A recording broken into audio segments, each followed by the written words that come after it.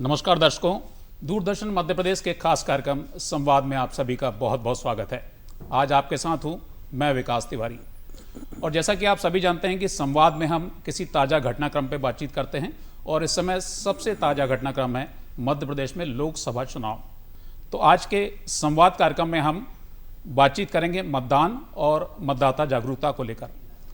हमारे साथ कार्यक्रम में 3 खास मेहमान भी मौजूद हैं। आइए आपका उनसे परिचय करा दूं।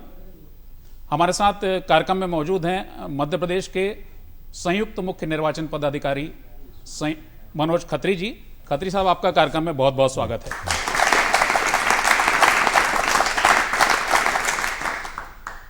और साथ ही हमारे साथ कार्यक्रम में मौजूद हैं संयुक्त मुख्य निर्वाचन पदाधिकारी बसंत कुर्रे जी। कुर्रे जी, आपका भी कार्यक्रम में बहुत बहुत स्वागत है। और भारत निर्वाचन आयोग हर बार चुनाव में ट्रेनिंग देने के लिए मास्टर ट्रेनर बनाता है। तो मध्य प्रदेश में मास्टर ट्रेनर बनाए गए श्री संजय दीक्षित जी भी हमारे साथ हैं। सर, आपका भी कार्यक्रम में बहुत बहुत स्वागत है। हमारा विषय है मतदान और जागरूक मतदाता।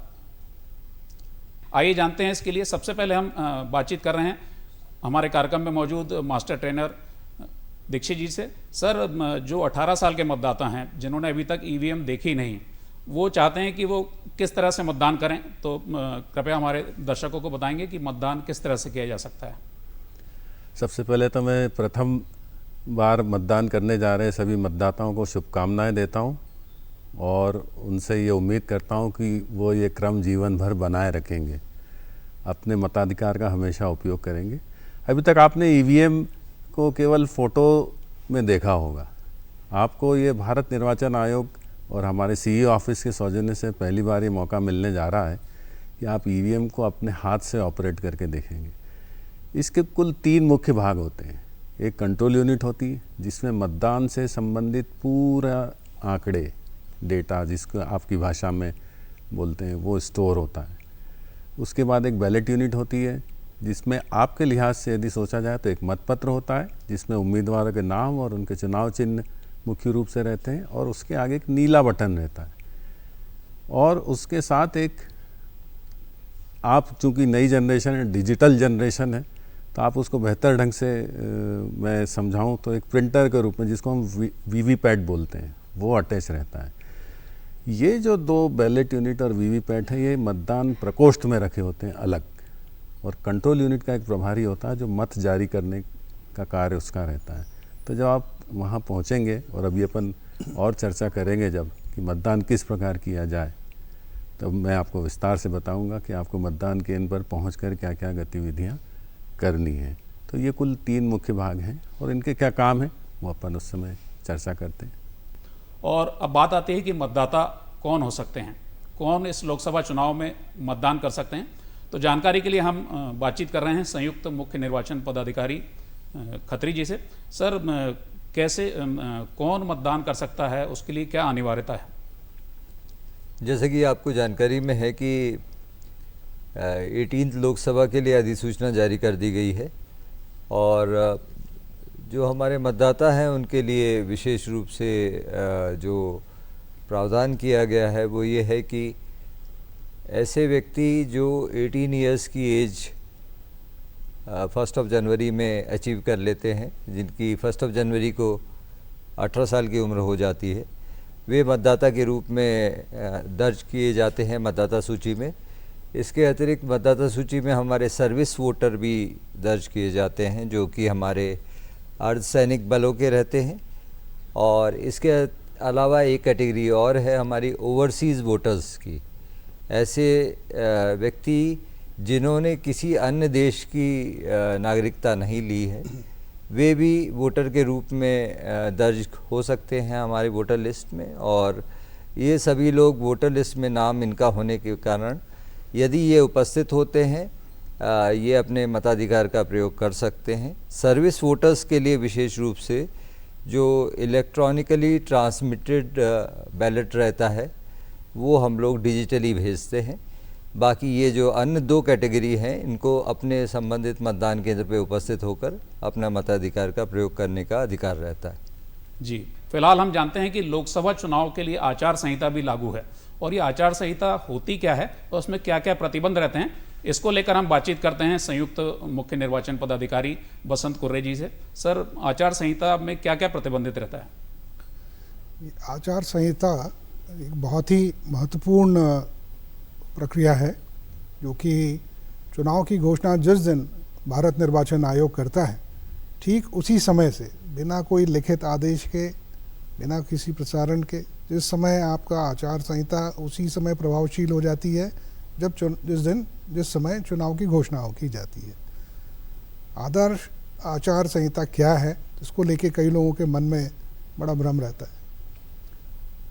जो आचार संहिता है, ऐसा नहीं कि केवल ये राजनीतिक दलों के लिए, ये शासकीय कर्मचारियों के लिए, जो उनके जो साधन उपलब्ध हैं उनका उपयोग किस तरह से किया जाना है, धर्म जाति इसका कोई मतलब आपके प्रचार प्रसार में या इसका उपयोग नहीं किया जाना है, कोई ऐसी शासकीय योजना जो बेनिफिशियरी ओरिएंटेड हो, जो एक बड़े तबके को लाभ पहुंचाती है, वो नॉर्मल सर्कमस्टांसेस में हम वो कर सकते हैं, पर आचार संहिता के दौरान उसमें राशि का वितरण, नई योजनाएं, टेंडर बनाना, टेंडर जारी करना, ये सब चीज़ें उसमें नहीं हो सकती है।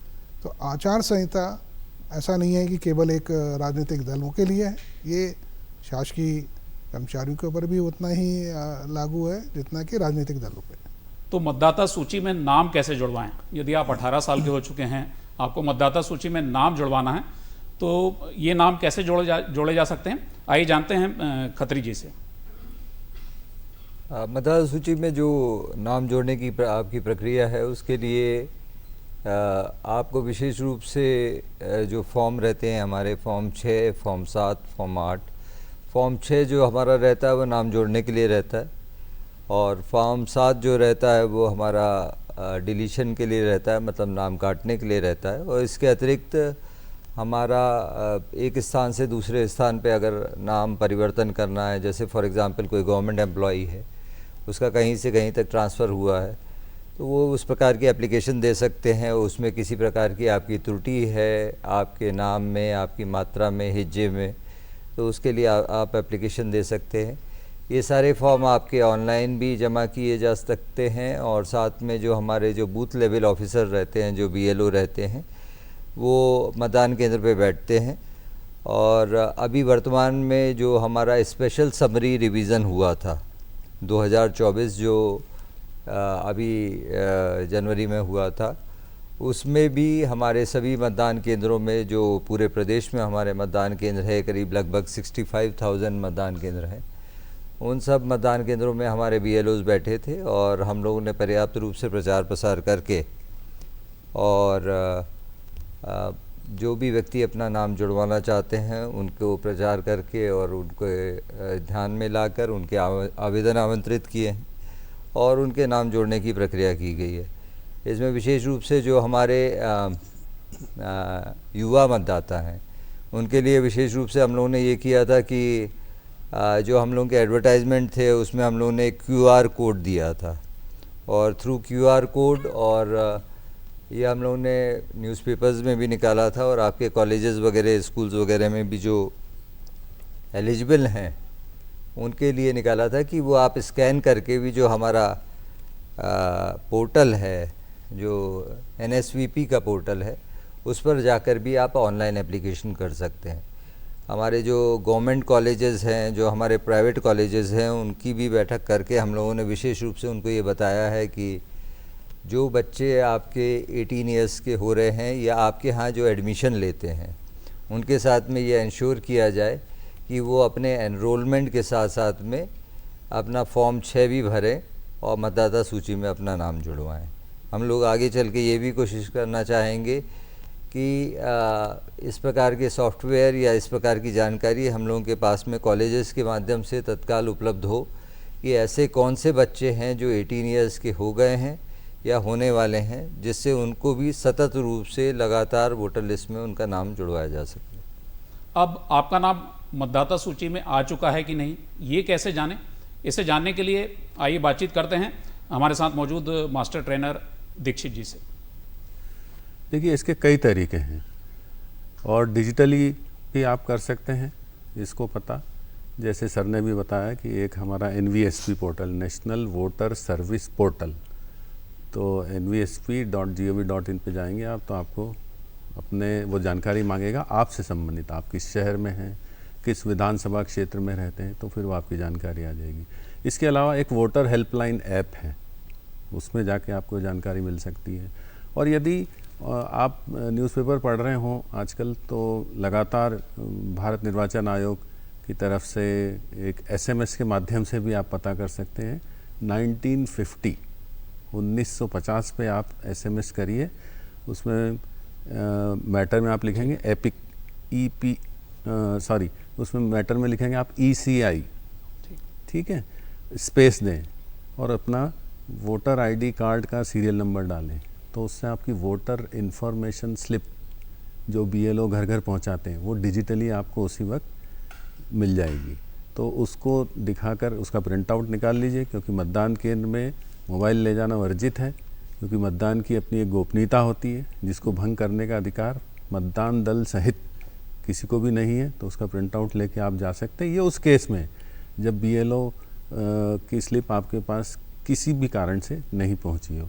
तो एक से ज़्यादा voters.eci.nic.in पे भी आप जाके पता कर सकते हैं। बहुत सारे से डिजिटल प्लेटफॉर्म्स हैं। सबसे जो पॉपुलर है वो वोटर हेल्पलाइन ऐप है, और ये 1950 पे आप SMS करके भी पता कर सकते हैं। तो एक बार जब आपका वोटर लिस्ट में नाम आ जाता है तो आप अधिकारी हैं वोट देने के। खत्री जी, कौन कौन से दस्तावेज जरूरी होते हैं मतदान केंद्र पर जाकर मतदान करने के लिए? देखिए, एक तो आपकी जानकारी में बताना चाहूँगा कि एक तो आप लोगों को फ़ोटो परिचय पत्र दिया जाता है जिसको एपिक कार्ड कहते हैं, और एपिक कार्ड के अतिरिक्त हमारे 12 दस्तावेज और भी रहते हैं। इन 12 दस्तावेजों का भी उपयोग कर सकते हैं, मतलब कि एनी ऑफ द 13 डॉक्यूमेंट जिसमें एपिक कार्ड भी हमारा शामिल है।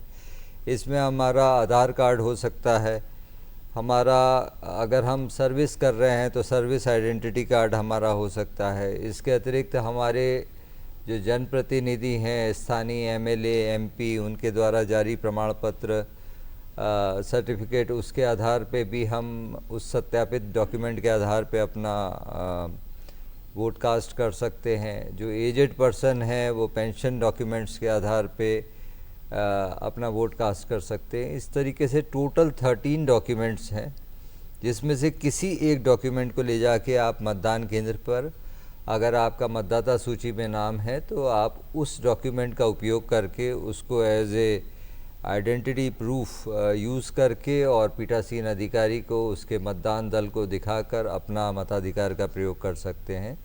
इसमें विशेष रूप से आप लोगों को ये जानकारी होनी चाहिए कि अगर आपका फ़ोटो परिचय पत्र बना है, आपका एपिक कार्ड बना है और किसी कारण से आपको डिलीवर नहीं हो पाया है, तो किसी को कोई घबराने की आवश्यकता नहीं है। इसके अतिरिक्त भी 12 डॉक्यूमेंट्स हैं। ये 12 डॉक्यूमेंट्स की सूची हम लोग बार बार प्रदर्शित भी करते हैं। हम लोगों का ये प्रयास रहता है कि प्रिंट मीडिया में और जो हमारा सोशल मीडिया प्लेटफॉर्म्स हैं उस पर भी हम लगातार इनको डिस्प्ले करते रहें। और आप लोगों से भी यही अपेक्षा है कि आप स्वयं और आपके परिजन, आपके दोस्तों की जानकारी में ये तथ्य ज़रूर लाएं कि अगर बाय दी वे आपको फ़ोटो परिचय पत्र बनवाया है, वो डिलीवर नहीं हो पाया है, तो उसके अतिरिक्त भी ये 12 डॉक्यूमेंट्स है। इनमें से किसी एक डॉक्यूमेंट का आप उपयोग करके अपने मताधिकार का प्रयोग कर सकते हैं, प्रोवाइडेड कि आपका नाम वोटर लिस्ट में शामिल है। और हमारे साथ इस समय बहुत सारे दर्शक भी मौजूद हैं, वो भी कुछ पूछना चाहते हैं मतदान को लेकर, मतदाता जागरूकता को लेकर। उनके मन में भी बहुत सारे सवाल हैं, तो आप में से जो भी सवाल पूछना चाहता है हमारे मेहमानों से सवाल पूछ सकता है। आप सभी को मेरा नमस्कार। मेरा नाम लोकेश तिवारी है, मैं एक्सीलेंस महाविद्यालय का छात्र हूँ।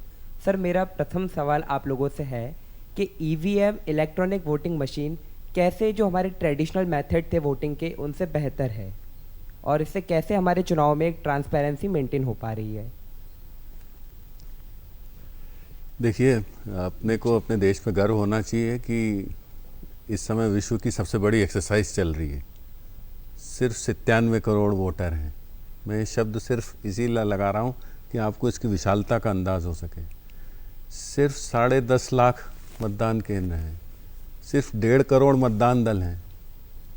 तो पूरी दुनिया से लोग स्टडी करने आते हैं कि ये ईवीएम क्या ऐसी इजाद है हिंदुस्तान की कि जहां आप वेस्टर्न कंट्रीज़ में देखते हैं कि 5-5, 7-7 दिन तक काउंटिंग चलती रहती, लेकिन हम 12 घंटे में पूरा रिजल्ट दे देते हैं। ये हमारे वैज्ञानिकों की और की खोज है।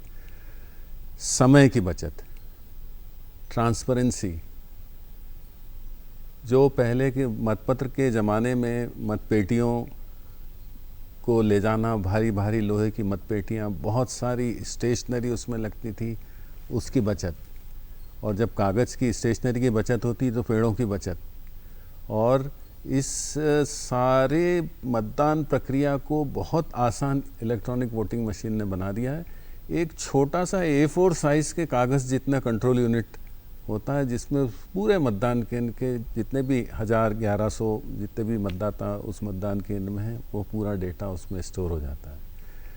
तो ये कह सकते हैं कि ये एक डिजिटल वंडर है हमारे देश का।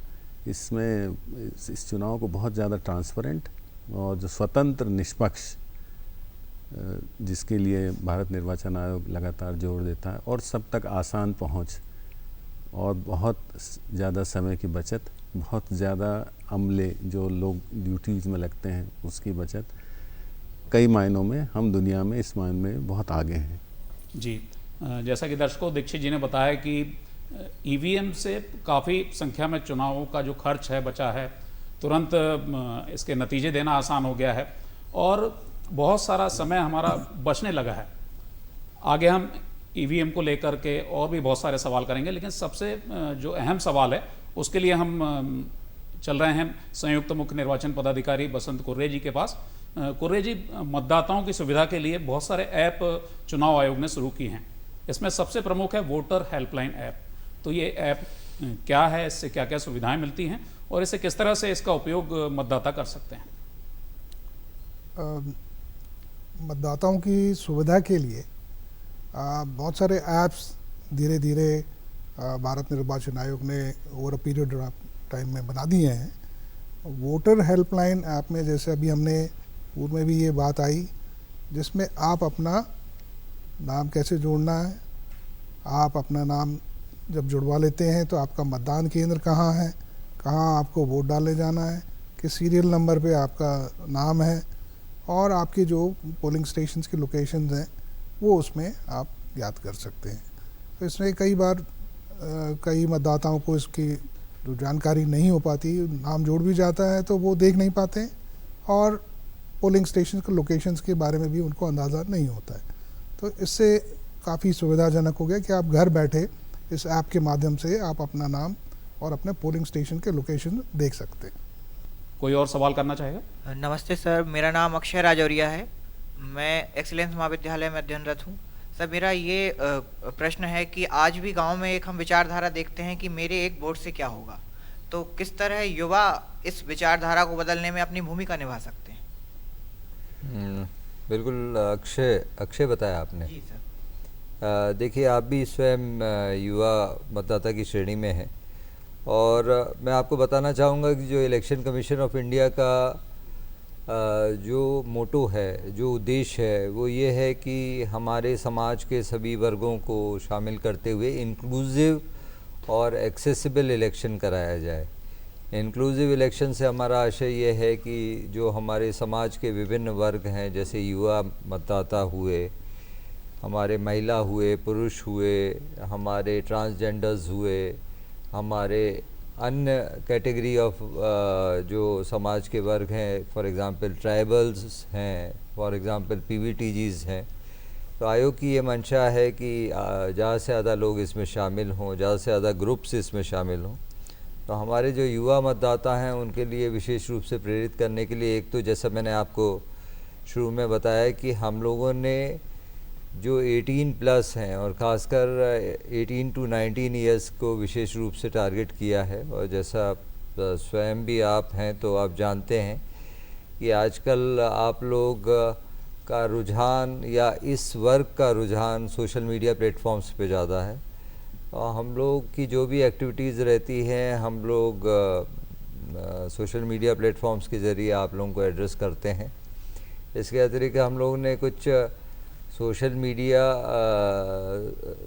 इन्फ्लुएंसर्स को भी इस पूरे प्रोग्राम में हमने जोड़ा है, जिसमें हम लोग छोटे छोटे वीडियोस बना के आप लोगों के लिए उसमें पोस्ट करते हैं, सो दैट कि हम लोग उस तथ्य को आपके संज्ञान में ला सके कि सभी को, जितने भी हमारे युवा साथी हैं, वो अपना मतदाता सूची में नाम जुड़वाएं, और मतदाता सूची में नाम जुड़वाने के साथ साथ में अपने मताधिकार का भी प्रयोग करें। और विशेष रूप से ये ध्यान रखें कि जो चुनाव की तिथि है हमारी, जो मतदान की तिथि है, मध्य प्रदेश में 4 चरणों में चुनाव हो रहा है, तो जिस भी क्षेत्र में आप रहते हैं, जिस चरण के अंतर्गत आप आते हैं, उस मतदान प्रक्रिया में आप उसमें पार्टिसिपेट करें। युवा मतदाताओं के लिए बहुत सारे हम लोग कुछ प्रतियोगिताएं कर रहे हैं, कुछ आयोजन कर रहे हैं। इलेक्शन कमीशन ऑफ इंडिया के द्वारा जो हमारा स्कूल एजुकेशन डिपार्टमेंट है और जो हायर एजुकेशन डिपार्टमेंट है, उनके साथ में एक MOU किया है, और उसमें आगे चल के जो हमारे फ्यूचर वोटर्स हैं, जैसे फॉर एग्ज़ाम्पल वो क्लास 12th में हो सकते हैं, या फिर हमारे यंग वोटर्स हैं जो हमारे महाविद्यालय में हैं, उनके लिए विशेष रूप से आयोग का ये कहना है कि मतदाता जागरूकता के बारे में आपका जो सिलेबस है उसमें भी पाठ्यक्रम में ये शामिल होना चाहिए। और इसी को लेते हुए हम लोगों ने इलेक्टोरल लिटरेसी क्लब्स भी हर स्कूल्स में बनवाए हैं, और ये अपेक्षा रहती है कि जो हमारा युवा वर्ग है, जो फ्यूचर वोटर्स हैं, वो उस पूरे प्रोसेस में इन्वॉल्व हों, शामिल हों, मतदाता सूची में अपना नाम जुड़वाएं, इस पूरी प्रक्रिया के बारे में जानें, और उनका जो कर्तव्य है, देश के प्रति कर्तव्य है, उसका ठीक से पालन करें। बिल्कुल सही कहा खत्री जी ने बताया कि वोट की क्या ताकत है और आपका एक वोट क्या कर सकता है। फिर लौटते हैं अपने मेहमानों के पास, और सबसे एक अहम सवाल है कि लोकसभा चुनाव का आगाज़ हो चुका है और पहले चरण के मतदान भी हो चुके हैं, तो मतदान का समय क्या है, किस समय से किस समय के बीच मतदान किया जा सकता है? इसके लिए हम बातचीत करते हैं हमारे साथ मौजूद मास्टर ट्रेनर दीक्षित जी से। मतदान का समय प्रातः 7 बजे से 6 बजे तक है, लेकिन 6 की जो सीमा है ये आगे जा सकती केवल एक सूरत में, जब मतदान केंद्र पर 6 बजे भी लाइन बहुत लंबी हो। और भारत निर्वाचन आयोग की हर गतिविधि, उसकी खूबसूरती ही है कि आपके हर प्रश्न का जवाब, हर गतिविधि के लिए एक नियम वर्णित है। तो उसमें ये होता है कि मान लीजिए 6 बजे आखिरी समय तक, तो इसका मतलब ये नहीं कि बाकी जो लोग रह गए वो अब मत नहीं डालेंगे। उसके लिए हमारा जो पीठासीन अधिकारी है उसको ये निर्देश है कि वो लोगों को काउंट कर ले। वो 5 मिनट पहले ज़ोर से अनाउंस करता है कि मतदान 5 मिनट में समाप्त हो जाएगा। जिन जिन लोगों को वोट डालना है वो इस मतदान केंद्र की लाइन में आकर लग जाएं। जब वो मतदाता लग जाते हैं उसके बाद फिर वो उनको एक पर्ची बांटता है, जिसके ऊपर 1 2 3 4 इस प्रकार से गिनती रहती है। सबसे पीछे वाले को 1 नंबर की पर्ची देता है, फिर 2, फिर 3, 4, मान लीजिए 50 लोग हैं तो सबसे आगे जो खड़ा होगा उसके पास 50 नंबर की पर्ची होगी। वो पर्ची लेके अंदर जाएगा, पूरी प्रक्रिया करेगा, अपना वोट डालेगा और बाहर निकल जाएगा। तो सामान्य तौर पे 7 से 6, लेकिन उसके बाद की भी व्यवस्था वर्णित है हमारे नियमों में। तो दर्शकों, जैसा कि आपने जाना कि मतदान का समय तो सुबह 7 बजे से शाम के 6 बजे तक है, लेकिन कई बार आप टीवी पर देखते हैं कि रात को 8-8, 9-9 बजे तक कतारें लगी हुई। तो वो इसीलिए कतारें लगती हैं कि जो 6 बजे तक वहाँ पर मौजूद है उन सभी को मतदान का अधिकार होता है और उन सभी को मतदान कराया जाता है। वापस लौटते हैं दर्शकों की ओर और जानते हैं कि किसी और का कोई सवाल हमारे मेहमानों से है। जय हिंद सर, मेरा नाम साक्षी कुशवाहा है और मैं बरकतुल्लाह विश्वविद्यालय विधि विभाग की छात्र हूँ। मेरा सवाल ये है कि जैसे जो यंग वोटर्स हैं वो तो आसानी से पोलिंग बूथ तक पहुंच जाते हैं, लेकिन जो बहुत ज़्यादा वयोवृद्ध हैं, जिनकी उम्र 80-90 साल है, या जो विकलांग लोग हैं, उनको पहुंचने में भी कठिनाई होती है। तो चुनाव आयोग इस समस्या को किस तरीके से देखता है? क्या हम उनको कोई डिजिटल प्लेटफॉर्म दे सकते हैं जिससे वोटिंग परसेंटेज इंक्रीज़ हो? जी, इसी में मैं एक जानकारी और जोड़ना चाहूँगा कि इन्होंने मतदाता सुविधाओं की बातचीत करी। क्या ऐसे बुजुर्ग और दिव्यांग लोगों को घर से मतदान की सुविधा भी आयोग देता है? खत्री जी, आपसे जानना चाहेंगे। जैसा आपने बताया कि मैंने पूर्व में भी आपसे अनुरोध किया था कि आयोग की ये मंशा रहती है कि हमारे जो भी समाज के विभिन्न महत्वपूर्ण घटक हैं, उसमें आपके दिव्यांग मतदाता भी शामिल हैं, इसमें हमारे जो 85 प्लस के मतदाता हैं वो भी उसमें शामिल हैं। आयोग के द्वारा एक होम वोटिंग की सुविधा इन लोगों को दी गई है। होम वोटिंग के तहत उनको ये अधिकार है कि अगर वो उनके द्वारा 12D फॉर्म जमा किया जाता है, एक 12D करके एक फॉर्म है, उसके तहत वो एक आवेदन देते हैं कि वो अपने घर से ये सुविधा का लाभ उठाना चाहते हैं। तो जो 12D का जो फॉर्म है उनके द्वारा अगर वो BLO को दिया जाता है भर के, तो उनको घर से, अपने घर से वोटिंग की सुविधा दी जाती है। इसमें हमारे 85 प्लस के मतदाता, 85 वर्ष से ऊपर के मतदाता, साथ में जो दिव्यांग मतदाता हैं जिनकी डिसेबिलिटी अक्षमता जो है 40% से अधिक है। इसके अलावा हमारे उसमें जो अन्य कैटेगरीज़ है उसमें हमारे सर्विस वोटर्स वगैरह भी शामिल हैं इसमें। लेकिन जो 85 प्लस हैं और जो हमारे जो दिव्यांग हैं उनको होम वोटिंग की सुविधा दी गई है। इसमें विशेष रूप से एक दल वहाँ पर उनके घर पे जाता है और जो मतदान दल है साथ में उसमें वीडियोग्राफर रहता है, सिक्योरिटी पर्सन रहता है और वो वहाँ पर उसकी पूरी वोटिंग की प्रक्रिया होती है। इसकी पूरी ट्रांसपेरेंसी बरतते हुए इसकी पूरी जानकारी पॉलिटिकल पार्टी कैंडिडेट्स को दी जाती है। यहाँ तक कि उनको ये पूरा टाइम टेबल शेयर किया जाता है, लिस्ट शेयर की जाती है कि इतने लोगों के द्वारा 12D का आवेदन पत्र भरा गया है और कैंडिडेट्स और पॉलिटिकल पार्टीज़ अपना जो प्रतिनिधि है उस समय वो भी उपस्थित कर सकती हैं। तो ये विशेष रूप से 85 वर्ष से ऊपर और ऐसे दिव्यांग जो 40% से अधिक अक्षमता या डिसेबिलिटी है उनकी, वो उसको यूज़ कर सकते हैं। जो सेकंड पार्ट आपने उसमें पूछा था कि रिगार्डिंग कोई ऐप के बारे में, तो एक सक्षम ऐप करके है, उसमें ये चुनाव आयोग के द्वारा ही जारी किया गया है और सक्षम ऐप के तहत ऐसे इन्फर्म वोटर या ऐसे व्यक्ति जो जिनको कठिनाई है, चलने फिरने में अक्षमता है, वो सक्षम ऐप के तहत आवेदन करके ट्रांसपोर्टेशन की सुविधा के लिए आवेदन कर सकते हैं और ट्रांसपोर्टेशन की अगर सुविधा के लिए वो अप्लाई करते हैं तो चुनाव के दिन उनको ट्रांसपोर्टेशन की सुविधा दी जाएगी और ये पूरा ख्याल रखा जाएगा कि ऐसे मतदाता को एक तो ट्रांसपोर्टेशन की सुविधा दें, साथ में जो मतदान केंद्र हैं वो भी हमारे PWD फ्रेंडली रहें। तो PWD या दिव्यांग के लिए फ्रेंडली रहें से आशय यह है कि उनके लिए एक रैंप की व्यवस्था वहाँ पर की जाती है। वैसे तो ये पूरा प्रयास किया जाता है और हमारे यहाँ के जो 65,000 मतदान केंद्र हैं वो सभी के सभी ग्राउंड फ्लोर पे हैं, लेकिन इसके अतिरिक्त भी अगर वहाँ पर 1 या 2 स्टेप्स हैं तो उसके अतिरिक्त वहाँ पर एक रैंप भी दिया जाता है। रैंप की सुविधा के साथ में एक व्हील चेयर की व्यवस्था वहाँ पर रखी जाती है और जैसा मैं देख रहा हूँ कि आप लोगों के बीच में NCC के भी लोग शामिल हैं, तो NCC और NSS के जो हमारे वॉलंटियर्स हैं उनकी सहायता लेके भी जो हमारे ऐसे बुजुर्ग जन आते हैं जो सक्षम ऐप के तहत ट्रांसपोर्टेशन का एप्लीकेशन दिए हैं या PWDs आते हैं, तो उनको व्हील चेयर की सुविधा दी जाती है और हमें जो वॉलंटियर्स हैं वो उनको उनके साथ में मतदान केंद्र तक जाते हैं, उनका वोट कास्ट कराते हैं, वापस लाके उनको ट्रांसपोर्टेशन से वापस उनके घर तक छोड़ा जाता है। तो ये जो सुविधा है विशेष रूप से चुनाव आयोग के द्वारा 85 प्लस और दिव्यांगों के लिए जो 40% से अधिक हैं, तो आयोग का ये मानना है कि no voter should be left behind, कोई भी मतदाता छूटना नहीं चाहिए। ये इतना बड़ा चुनाव का पर्व है, देश का पर्व है, जो हमारा लोकसभा का स्लोगन भी है।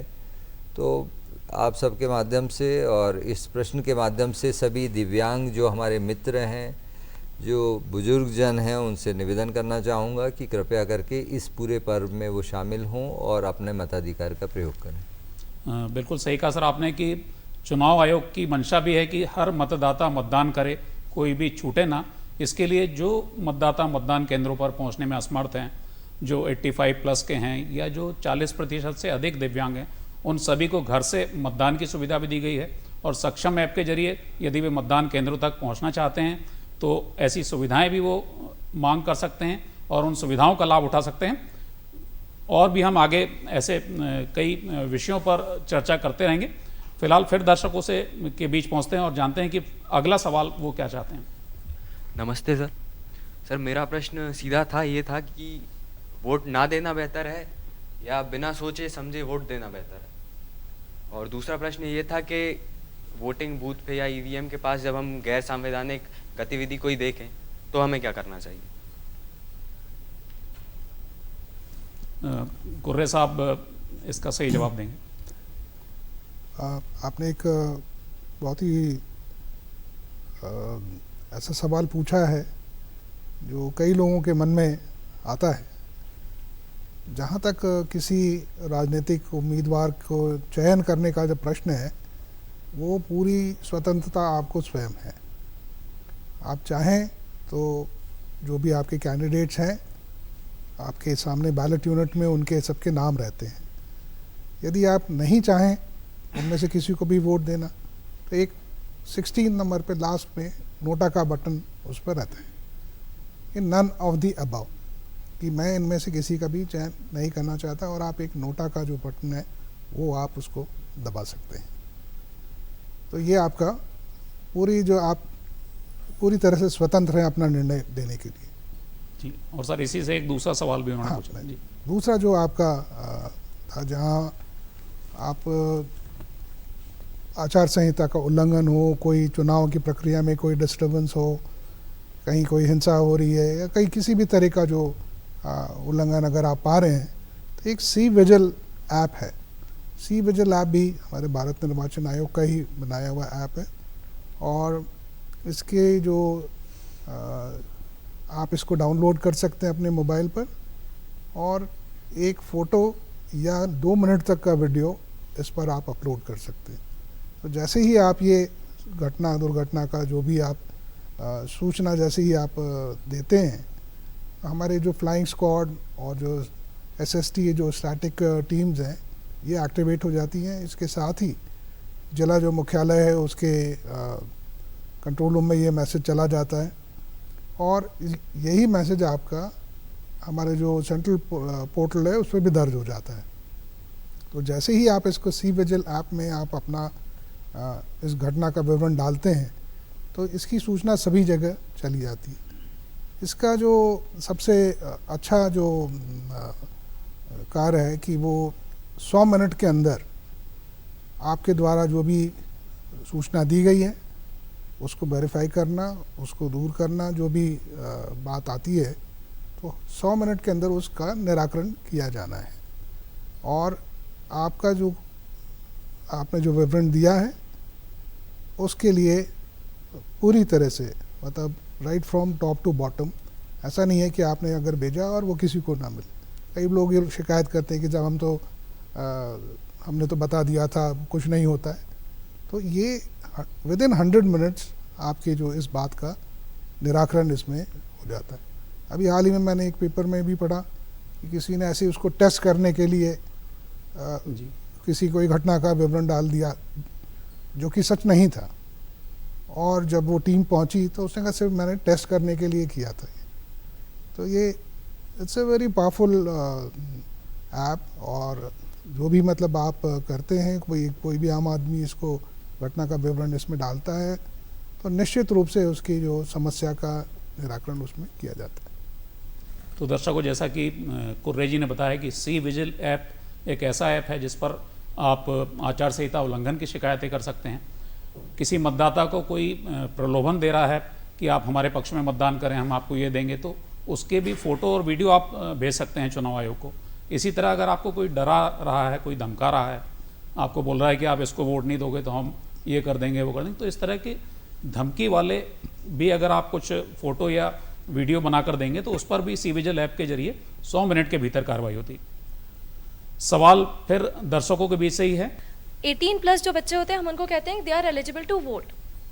क्या जैसे हम मतदान कह रहे हैं जिसका अर्थ है मस्तिष्क के अनुसार अपना ओपिनियन रखना, तो क्या सिर्फ एज क्राइटेरिया इनफ है ये डिसाइड करने के लिए कि ये पर्सन एलिजिबल है वोट करने के लिए, या फिर हमें और हम किस तरीके से उन्हें प्रिपेयर कर सकते हैं कि वो अपने मन के मस्तिष्क के अनुसार प्रिपेयर हो जाएं कि अब वो अपना रिप्रेजेंटेटिव चूज कर सकते हैं? बैठिए प्लीज़। जी थैंक यू। ऐश्वर्या, आपने जो सवाल पूछा बिल्कुल अच्छा है। मैं आपको ये बताना चाहूँगा कि कॉन्स्टिट्यूशन के हिसाब से हमारे यहाँ जो बिना किसी रेस, कास्ट, रिलीजन के सभी को अधिकार दिया गया है कि 18+ के जो भी हैं वो सब अपने मताधिकार का प्रयोग कर सकते हैं, वोटर लिस्ट में नाम जुड़वा सकते हैं। भारतीय लोकतंत्र में विशेष रूप से यूनिवर्सल एडल्ट फ्रेंचाइज का प्रावधान किया गया है आर्टिकल 324, आर्टिकल 325 के तहत।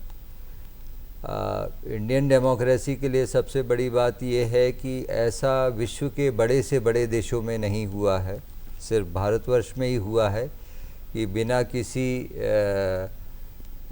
चीज़ को ध्यान में रखते हुए सभी को अधिकार दिया गया है। ये बड़े से बड़े जो आज तथाकथित रूप से विश्व के देश अपने आप को क्लेम करते हैं, वहाँ पर भी ये सुविधा नहीं दी गई थी। भारत निर्वाचन आयोग के द्वारा जो गतिविधि की जाती है, ये गतिविधियाँ लगातार साल भर जारी रहती हैं हमारी, जो स्वीप की गतिविधियाँ कहलाती हैं। और जो स्वीप की गतिविधियां हैं, जैसे SVEEP in itself is voter education का कार्यक्रम इसमें शामिल है। साथ में एजुकेशन के साथ में उनको awareness and education both are included in this. अभी मेरे सहयोगी बसंत कुर्रे साहब ने आपको बताया सी विजिल ऐप के बारे में, सिटीज़न विजिल ऐप के बारे में। अब citizen vigil app is regarding आपकी विजिलेंट रहने के बारे में कि हाउ विजिलेंट यू आर कि आपके आसपास कोई गतिविधि हो रही है। अगर इफ़ एट ऑल ऐसी कोई गतिविधि हो रही है जो इलीगल एक्टिविटी है, आयोग के द्वारा बार बार जागरूकता अभियान के माध्यम से और जो मैसेजिंग की जाती है उसके माध्यम से, चाहे आपके ऑडियो विजुअल माध्यम हो, चाहे आपके प्रिंट मीडियम हो, उनके माध्यम से आपके बीच में, मतदाता के बीच में ये बात रखी जाती है कि बिना किसी भय और लालच के अपने मताधिकार का प्रयोग करें। तो भारत निर्वाचन आयोग एजुकेशन के साथ में अवेयरनेस का भी कार्यक्रम लगातार चलाता है और साथ में आप लोगों के बीच में भी जा के और हम लोगों के विभिन्न माध्यम से हम लोग अपनी बात आपके बीच में रखते हैं कि हम लोगों को बिना किसी प्रलोभन में आकर जो हमें सर्वाधिक अच्छा लगता है, जिस किसी को भी हम योग्य पाते हैं, हम उसमें उसके प्रति जो अपना मताधिकार का प्रयोग करें। तो जो आपने प्रश्न किया है, एक तो इंडियन डेमोक्रेसी की ये ब्यूटी है कि हमारे यहाँ बिना किसी भेदभाव के सभी को मताधिकार का राइट दिया गया है। दूसरा, आयोग के द्वारा बार बार इस प्रकार का अवेयर किया जाता है और बाय द वे अगर कोई ऐसी एक्टिविटी में इंडल्ज हो रहा है तो बाकी सारे साधन तो हमारे हैं ही हैं कि हमारे यहाँ चुनाव होते हैं उसमें भारत निर्वाचन आयोग के प्रेक्षक भी आते हैं जो दूसरे प्रदेशों के होते हैं, जो दूसरे प्रदेशों के वरिष्ठ अधिकारी होते हैं। इसके अलावा जो प्रॉपर सिक्योरिटी अरेंजमेंट होता है, प्रॉपर सेंट्रल फोर्सेस रहती हैं, सिटीज़न विजिल ऐप है जो बसंत कुर्रे साहब ने अभी आपके बीच में बताया, जिसमें आपकी आइडेंटिटी डिस्क्लोज़ नहीं की जाती है। आप अपने ऐप से उसको लोड कर देंगे वीडियो या शिकायत, वो अटेंड हो जाएगी, आपको उसका कंप्लायंस आ जाएगा, लेकिन जिसके अगेंस्ट है ही वोंट बी नोइंग, उसको मालूम नहीं पड़ेगा कि ये शिकायत किसके द्वारा की गई। तो आयोग के द्वारा बार बार अवेयरनेस के बारे में विशेष रूप से किया जाता है। और बीच में एक प्रश्न के जवाब में मैंने आप लोगों को अनुरोध किया था कि इलेक्शन कमीशन ऑफ इंडिया ने एक MOU किया है स्कूल एजुकेशन और हायर एजुकेशन के साथ में, और जिसमें मैंने आपको कहा था कि ये करिकुलम में शामिल किया जा रहा है। तो आगे चल के आप देखेंगे कि जो पाठ्यक्रम है उसमें भी मतदाता जागरूकता will be A chapter in your syllabus, है ना। तो आपका जो प्रश्न है, आयोग के द्वारा पूरी तरीके से प्रयास किया जाता है कि हमारे जितने भी मतदाता हैं वो अवेयर रहें, उनको अपने अधिकार प्राप्त रहें, और हम नेचुरल है इस पूरे प्रोसेस में मतदान के प्रोसेस में अगर हम अपने आप को इन्वॉल्व कर सकेंगे तो जो राष्ट्र की नीतियाँ बनती है उसके बारे में हम अपने प्रश्न उठा सकेंगे, अपने रिप्रेजेंटेटिव्स के माध्यम से हम अपनी बात वहाँ पर रख सकेंगे। तो जो आपका प्रश्न था वो बिल्कुल उसके बारे में हम लोग कहना चाहेंगे कि इलेक्शन कमीशन ऑफ इंडिया पूरी तरीके से अवेयरनेस के बारे में आप लोगों के बीच में जाकर, सभी वर्गों के बीच में जाकर अपनी बात रखता है। दर्शकों, जैसा कि खत्री जी ने बताया कि चुनाव आयोग 18 साल से अधिक उम्र के हर व्यक्ति को मतदान करने का अधिकार देता है, बिना किसी भेदभाव के, चाहे वो समाज की अंतिम पंक्ति का व्यक्ति हो, वो कितना गरीब से गरीब क्यों ना हो, वो अमीर से अमीर क्यों ना हो, सभी को मतदान का अधिकार है। सवाल फिर दर्शकों से करेंगे, लेकिन आप लोगों से आग्रह है कि बैठे बैठे जवाब दें, और सवाल अपने एक एक सवाल करें तो ज़्यादा लोगों को पूछने का मौका मिलेगा। तो एक सवाल करें और उसके बाद अगले लोगों को मौका दें, अपना सवाल कर सकते हैं। मेरा नाम राहुल कुशवाहा है और मैं समर्थन trust for the disabled Bhopal में जॉब करता हूँ। सर, मेरा प्रश्न ये है कि यदि कोई व्यक्ति जहाँ उसका मतदान केंद्र है वो वहाँ से 500 से 600 किलोमीटर दूरी पर है, अगर किसी कारणवश वह वोट डाल के तुरंत टाइम पर दूसरे दिन नहीं आ पाया, तो क्या एक ही दिन का अवकाश उसको मिलेगा या फिर दूसरे दिन वो अवकाश ले सकता है?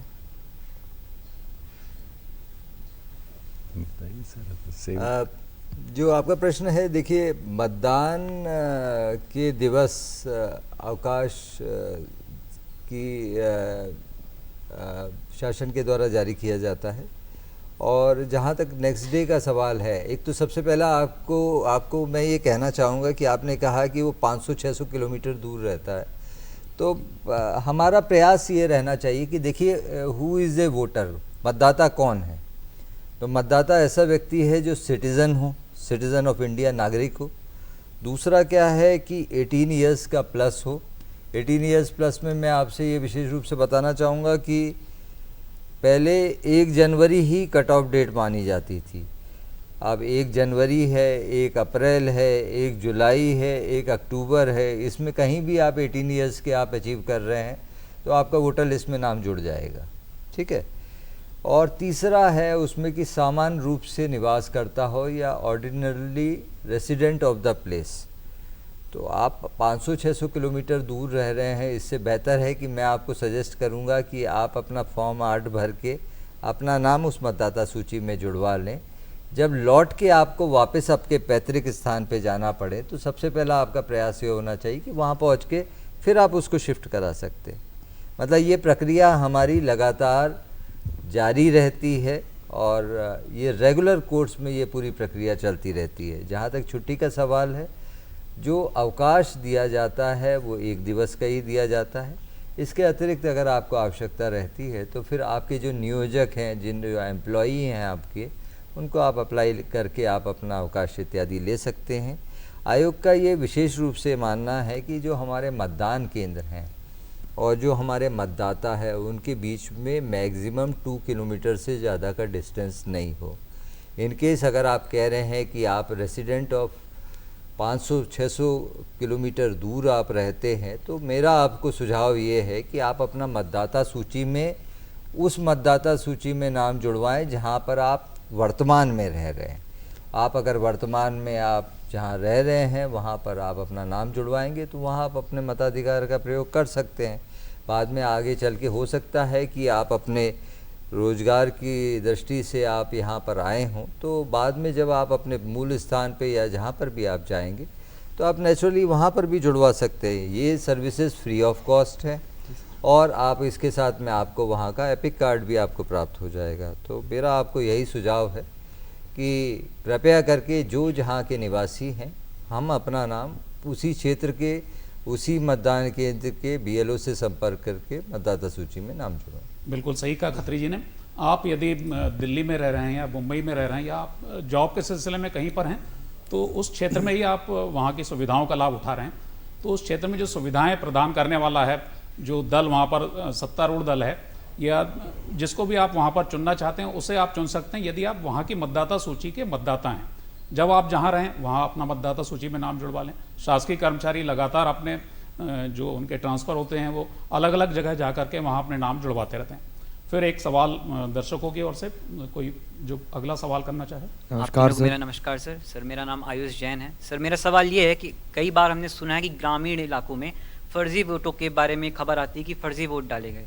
तो सर इलेक्शन कमीशन इस मुद्दे को कैसे देखता है, इसका कैसे सॉल्यूशन निकाला जा सकता है? और सर आजकल कई जगह देखा गया है कि लोग सोशल मीडिया पर वीडियोस अपलोड करते हैं कि वो वोट डाल रहे हैं और वो वीडियो अपलोड कर रहे हैं। तो सर ये कैसे पॉसिबल है? अगर फ़ोन अलाउड नहीं है तो ये कैसे पॉसिबल है सर कि लोग वीडियोस अपलोड कर रहे हैं सोशल मीडिया पर?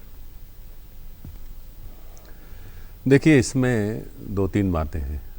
मैंने आपसे पहले कहा कि मतदान की गोपनीयता का उल्लंघन करने का अधिकार हमारे मतदान दल को भी नहीं है। तो इसमें ये बात निहित है कि जो मतदाता है उसको भी नहीं है। इसीलिए मोबाइल फ़ोन ले जाने के लिए बिल्कुल सुझाव नहीं दिया जाता है कि आप अपना मोबाइल फ़ोन मतदान केंद्र के बाहर छोड़ के आएंगे, नंबर 1। नंबर 2, जो आपने फर्जी मतदान की बात कही, तो मैं बताना चाहूँगा इनको मतदान की प्रक्रिया 1 मिनट में बता देते हैं हम, चूँकि कई नए फर्स्ट टाइम वोटर्स हैं। जैसे ही आप मतदान केंद्र पर जाने के लिए तैयार होते हैं तो आपके मन में सबसे पहले क्या आना चाहिए? वोटर आइडेंटिटी कार्ड मेरा है कि नहीं।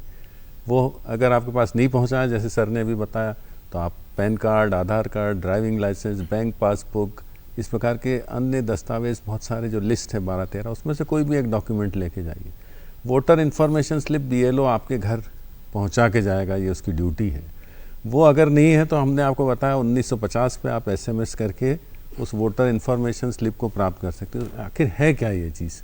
इसमें आपकी पूरी जानकारी रहती है। आप किस मतदान केंद्र के मतदाता हैं, कौन सी विधानसभा में आता है, आपका सीरियल नंबर क्या है वोटर लिस्ट में, आपका भाग क्रमांक क्या है, और जब आप उसको पलटेंगे तो उसमें नक्शा दिया हुआ है। ये नवाचार लगातार इलेक्शन कमीशन करते जा रहे हैं। नक्शा दिया हुआ है, जैसे आप लोकेशन, आपकी जनरेशन देखती ना, वो नक्शा दिया हुआ है कि आपका मतदान केंद्र कहाँ पर स्थित है और कितनी दूर है। जब आप मतदान केंद्र में पहुँचेंगे, लाइन में लगकर जब मतदान केंद्र के अंदर प्रवेश करेंगे, तो आपका सबसे पहला सामना जो होगा वो मतदान अधिकारी क्रमांक 1 से होता है, जो आपकी पहचान स्थापित करने का जवाबदार है। वो आपकी पहचान स्थापित कई माध्यम से कर सकता है, वो पूरी तरह से ट्रेंड है। वो आपका वोटर ID कार्ड मांगेगा, या जो आप वोटर इन्फॉर्मेशन स्लिप है जिसमें वो आपका सिर्फ सीरियल नंबर देखेगा, तो उसके बाद वो देख लेगा कि आपका नाम है वोटर लिस्ट में, और वोटर लिस्ट अब तो फ़ोटो युक्त है, तो फिर वो फ़ोटो का मिलान करेगा। यदि उसको आपके फ़ोटो और वोटर लिस्ट के फ़ोटो में कुछ अंतर लगता है, या वो आपकी पहचान अन्य माध्यमों से स्थापित करना चाहता है, उसके पास क्वेश्चन आंसर मेथड है। वो आपसे बारीक से बारीक चीज़ें भी पूछ सकता है। आपका मकान नंबर क्या है, आपके घर में और कौन कौन मतदाता है, जाहिर है अपने माता पिता तो होंगे ही। अच्छा, तो आपके पड़ोस में कौन रहता है, ठीक है।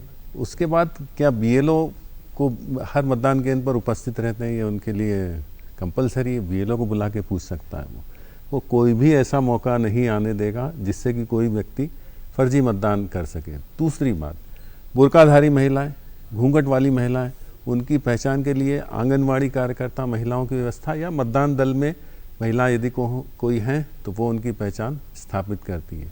तो ये एक बहुत बड़ा एक्सरसाइज वो बहुत कम समय में कर देता है कि आपकी पहचान स्थापित करके वो प्रविष्टि कर देता है मतदाता सूची में, जिसको हम लोग चिन्हित प्रतीक बोलते हैं अपनी भाषा में। फिर आपको जाना पड़ता है मतदान अधिकारी क्रमांक 2, वो आपके बाएं हाथ की तर्जनी पे सबसे पहले स्याही लगाएगा। उसके बाद फिर एक रजिस्टर होता है, उसमें वो आपसे संबंधित सारी एंट्रीज करेगा। ये जो मतदान अधिकारी क्रमांक 1 है जो आपकी पहचान स्थापित करेगा, जोर से आपका नाम लेगा, ताकि वहाँ बैठे जो पोलिंग एजेंट्स हैं वो भी उसका नाम, वो उनके पास भी एक मतदाता सूची होती, वो भी सुन लें, वो उसी मतदान केंद्र के निवासी होते हैं। तो अगर उनको ऑब्जेक्शन लेना होगा तो वो भी ऑब्जेक्शन ले सकते हैं। क्या हो रहा है? ये ट्रांसपेरेंसी, जो स्वतंत्र और निष्पक्ष चुनाव की बात इलेक्शन कमीशन करता है ना, उसके बहुत सारे ये उपाय हैं। उसने आपका नाम जोर से बोला, दूसरे मतदान अधिकारी के पास आप पहुँचे, उनको आपके प्रविष्टियाँ करनी है, खास करके सीरियल नंबर वाली, फिर वो रजिस्टर में आपसे साइन करवाएंगे, या ग्रामीण इलाकों में जो साइन नहीं कर सकते अंगूठे का निशान लेंगे। इस प्रकार से वो एंट्रीज करने के बाद आपको एक पर्ची जारी करेगा, उस पर्ची को लेकर आप नंबर मतदान अधिकारी क्रमांक 3 के पास जाएंगे, वो बैलेट इशू करेगा, आप मतदान प्रकोष्ठ में पहुँचेंगे, जो आपकी पसंद के उम्मीदवार उसके सामने का नीला बटन दबाएंगे और इसी तरह मतदान पूरा हो जाएगा। अब चूंकि समय इशारा कर रहा है कि आप सभी से विदा लेना है, तो अंत में मतदान क्यों जरूरी है, इस पर आपसे संक्षिप्त में आप तीनों से चाहेंगे आपकी प्रतिक्रिया। सबसे पहले खत्री जी से। देखिए, राष्ट्र निर्माण के लिए ये आवश्यक है कि हमारे जितने भी हमारे उसके इम्पोर्टेंट कंपोनेंट्स हैं उनका उसमें पार्टिसिपेशन रहे। और इसीलिए आपने देखा होगा कि भारत निर्वाचन आयोग इंक्लूसिव और एक्सेसिबल इलेक्शन की बात करता है। सभी वर्गों के लिए हम लोग प्रयास करते हैं कि वो इस पूरी प्रक्रिया में शामिल हों। आप लोग जो हमारे विभिन्न वर्ग हैं वो अगर इसमें शामिल होंगे तो निश्चित ही हम अपना जो रिप्रेजेंटेटिव्स को चुनेंगे वो निश्चित ही हमारी बात वहाँ पर हमारे जो सदन हैं उनमें वो रख सकते हैं। क्षेत्र के विकास के लिए ये आवश्यक है कि सभी लोगों का उसमें इन्वॉल्वमेंट हो। सब लोग अगर अपना उसमें पार्टिसिपेशन करेंगे तो क्षेत्र का सामूहिक रूप से ओवरऑल डेवलपमेंट होगा। तो ये बहुत ज़्यादा आवश्यक है। क्या है कि हर व्यक्ति का समस्या अलग हो सकती है, उसकी अपेक्षा अलग हो सकती है, और one size does not fit all, है ना। तो वो सभी को क्लियर ही है। तो सभी की अपेक्षाएं शासन से और जो हमारे जनप्रतिनिधिगण हैं उनसे ये है कि हमारी बात वहाँ पर कितनी अच्छी तरीके से रखी जा सके। जब बात वहाँ पर अच्छी तरीके से रखी जाएगी तो निश्चित है कि जो नीतियाँ बनेंगी, जो पॉलिसीज़ बनेंगी, वो उनको ध्यान में रखते हुए बनेगी। तो मतदान हमारे लिए बहुत आवश्यक है। हमारा ये दायित्व बनता है कि हम उस पूरी प्रक्रिया में पार्टिसिपेट करें और एक ओवरऑल डेवलपमेंट के लिए, एक अपने इंडिया को, भारतवर्ष को एक डेवलप्ड कंट्री के रूप में देखने के लिए ये आवश्यक है कि सभी लोगों की उसमें भागीदारी रहे। अगर सभी लोग भागीदारी करेंगे तो निश्चित मान के चलें कि हमारे हर क्षेत्र का, हर वर्ग का विकास हो सकेगा। और जैसे हमारे सभी जनप्रतिनिधियों की और सभी व्यक्तिगत भी ये मंशा रहती है कि हमारा जीवन स्तर ऊपर हो, हमारे परिवार का जीवन स्तर ऊपर हो, हमारे सुविधाओं में बढ़ोतरी हो। जी बिल्कुल, बिल्कुल सही कहा सर आपने कि यदि हम जो आप वोट देते हैं तो आपके वोट का असीमित अधिकार है। इससे ना केवल आप ऐसे जनप्रतिनिधि को चुन सकते हैं जो आपकी उम्मीदों और आकांक्षाओं को पूरा करे, बल्कि वो आपके प्रदेश और देश के सुनियोजित विकास की दिशा भी तय कर सकते हैं। आप हमारे बीच आए और हमारे दर्शकों के सवालों के जवाब दिए, इसके लिए आपका बहुत बहुत धन्यवाद। और हमारे सभी दर्शक जिन्होंने अच्छे सवाल पूछे, आप सभी का भी बहुत बहुत शुक्रिया। इसके साथ ही कार्यक्रम को यहीं समेटने की अनुमति दीजिए विकास तिवारी को। नमस्कार।